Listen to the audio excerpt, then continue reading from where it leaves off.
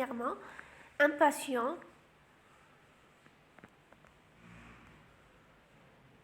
âgé de 65 ans. Donc un patient sexe masculin est âgé de 65 ans, 65 ans. 65. Il est hypertendu, donc il a la tension artérielle élevée. Donc ramené en urgence parce qu'il a senti la douleur, une douleur très intense. Donc cette douleur est précordiale et elle irradie vers le dos. Le patient était dyspnéique et qui présente une toux incessante, une dysphagie.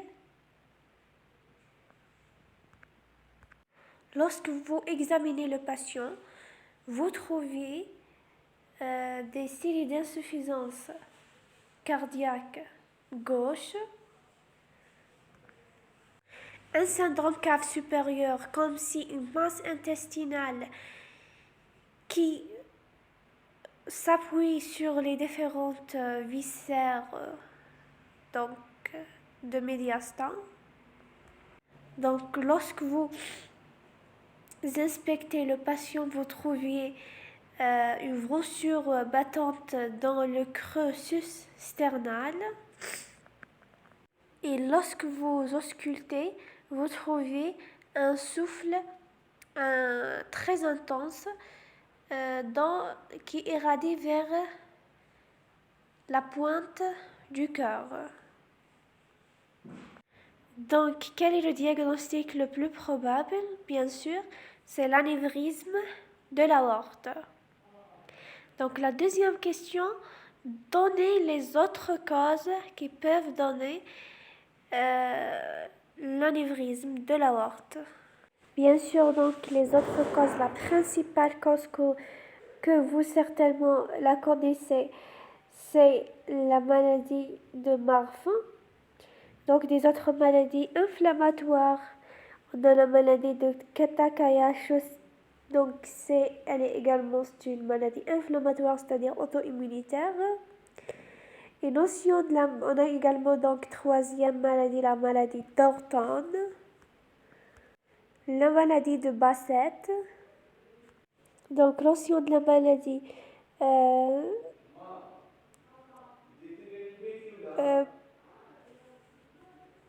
la maladie annulo-ectasiante. Les autres maladies, par exemple, la polyarthrite rhumatoïde et une cause traumatique qui va donner l'anévrisme. Donc, quelle est votre prise en charge? Bien sûr, donc on doit compléter par les examens complémentaires. Regardez, en cas de l'aorte, beaucoup plus. On commence par le scanner. Donc, le scanner, c'est le chef de file pour étudier l'aorte.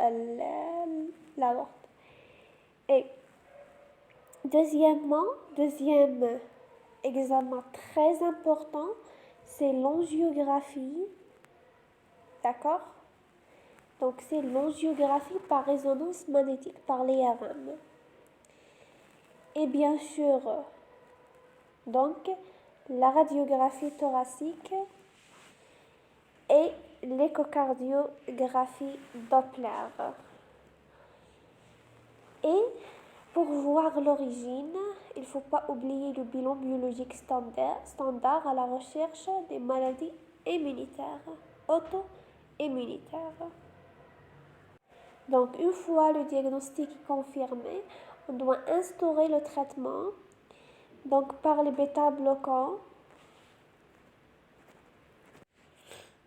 Donc, on doit donner l'aspirine pour diminuer un petit peu, comme vous savez que si on a un anévrisme, les plaquettes vont stagner ici.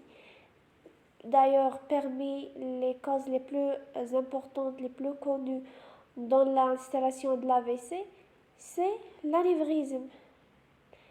Les plaques d'athérome se constitue dans l'anévrisme.